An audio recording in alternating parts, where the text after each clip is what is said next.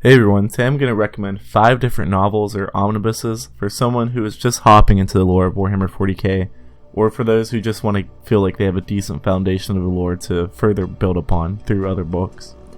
It's really easy just to kind of recommend a bunch of different Space Marine themed novels, but it's kind of my goal to recommend a variety of different stories that will give kind of like varied insight into the different parts of the lore, as well as different factions.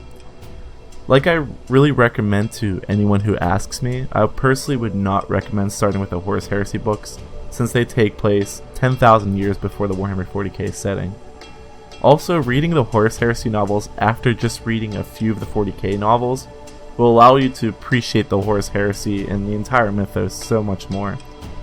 Also, let it be known that these novels that I'm going to recommend do not need to be read in any particular order, and they're not ranked in any sort of way. And there's all sorts of different ways you can go about this. This is just the way I recommend personally. So don't feel obligated that you need to read one or all of these omnibuses or books. There's all kinds of different ways to go about it. For the first novel I'd recommend is Warriors of Ultramarines by Graham McNeill. Now, I may be a bit biased in this one because this is the first Warhammer book I ever read, and one I read again just about every year because I have such a nostalgia for it, and I also just think it's an excellent written book. Warriors of Ultramarines is actually the second novel of the first Ultramarines omnibus, but you do not need to read the book that comes before it if you do not wish to, because this novel does a really good job of introducing the characters and filling in the blanks. And the reason why I find this such a good novel is because it gives you just about a taste of everything. Firstly, the Ultramarines are somewhat of the poster boy Space Marine chapter.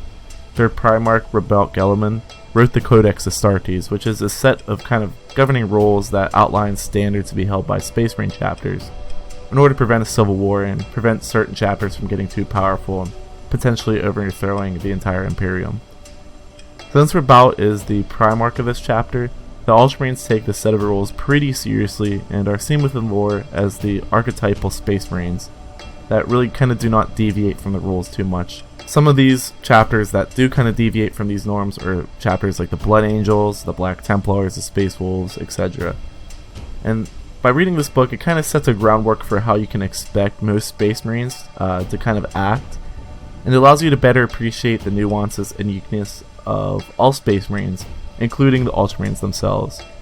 Another Space Marine chapter does appear in this novel, who call themselves the Mortifactors, who actually happen to be a descendant successor chapter of the Ultramarines, and they are way different from the Ultramarines in many ways, and this novel kind of explores the tension that can kind of arise from chapters whom share many differences. And this all makes for really great storytelling and really great character development. There's 6 novels within this series, and I can vouch that the first 3 are exceptional. I have not read the last 3 myself. The main plot of this novel focuses on a Tyranid invasion that threatens the world of Tarsus Ultra, and it gives you a really great look into the Tyranids, such as things like their biology, their nature, how they ravage and invade planets, etc. And this novel features all sorts of siege battles, an excellent space battle, and just all sorts of different varied environments. The Death Corps of Krieg also appears, which is really awesome for me because they are, in my opinion, the coolest Imperial Guard regiment. They're just so brutal and so hardened, and there's all kinds of great characters that feature from that cast. It also shows you the life of living in a hive city, as well as being part of the different street gangs that often infest these huge planetary systems. This novel sort of has it all, and I really can't recommend it enough. Like I said, it's one I read pretty much every year. The second one is Space Wolf by William King, and as a general rule of thumb, just about any Warhammer novel written by William King will be really high quality, and that actually goes for his Warhammer fantasy novels as well. Gotrek and Felix is one of my most favorite fantasy series of all time. The last Loyalist Marine themed novel I'm going to recommend. Space Wolf is the first novel of a 6-part omnibus that follows the famed Wolf Lord of the Space Wolves chapter, Ragnar Blackmane. This novel kind of tells of his ascension from a warring marauder on the planet of Fenris, very like Viking-esque, to his recruitment and augmentation into a fully fledged Space Marine. This novel gives a great glimpse into the recruiting process of Space Marines, as well as insight on the variants of Space Marine chapters that are not Codex compliant, because the Space Wolves break away from the Codex in a lot of different ways. There's some really great Space Wolf themed novels out there, and I do feel this one in particular gives the best foundation of lore within the Space Wolves to further build upon. The Thousand Sons Traitor Legion also eventually makes an appearance, and they are the sort of arch nemesis of this chapter, so it was a really big bonus in my opinion. Like I said, this is the first novel of a 6-part series, but I would really only recommend reading up until the 3rd or 4th unless you're a diehard Space Wolf fan. I used to be, and even then I really didn't find the 5th or 6th installment really that great, and honestly that's probably because William King didn't write those ones. But anyways, yeah, this novel's a lot of fun, and it's the only one I really deem essential to building a decent foundation of lore for either Space Wolves or just the overall universe. The 3rd book I'm going to recommend is the Eisenhorn Trilogy by Dan Abnett. Just like William King, if you see a 40K or Horus Heresy book by Dan Abnett, you know it's just going to be really, really good. These two are the powerhouses of the Black Library, and you pretty much cannot go wrong with anything that these two publish. Normally within this list I've been recommending just a single novel, leaving you to decide for yourself if it is worth reading the entire Omnibus series or just part of one, but with this series, really, you just have to read the whole thing. The Eisenhorn Trilogy follows an Imperial Inquisitor named Gregor Eisenhorn, and his various missions within the Inquisition and the Ordo Xenos. I may sound kind of vague in my description of these novels, but that's really just because I do not want to ruin any part of the plot for you. A lot of Warhammer 40K books, including those that mainly feature Space Marines, often they get kind of like a reputation for just being jam-packed of non-stop action, with little plot development or little character development.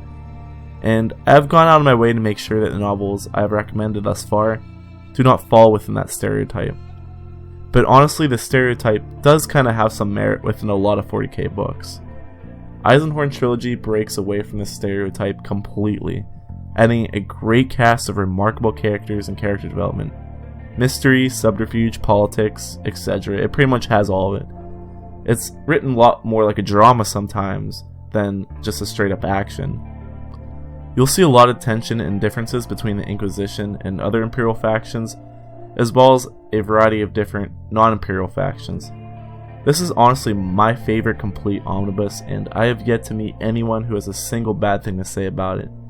Even those who are just kind of minor fans of Warhammer 40K end up loving this series, and that just goes to show how greatly written it is. If you fall in love with this series like I did, which honestly you're more than likely going to, you can continue reading the story by reading the Ravner Omnibus, which follows Eisenhorn's people throughout the Inquisition. It's all amazingly written, and honestly, I can't think of a bad thing to say about it. If I have to recommend one novel out of this list, or one omnibus out of this list, just on the merit of being excellent writing, it's pretty much this. The 4th reading I'm going to recommend is The Night Lord's Omnibus by Aaron Dembski Bowden. Finally kind of breaking away from the Loyalist-themed protagonists, The Night Lord's Omnibus is an absolute must for those who really like Chaos factions.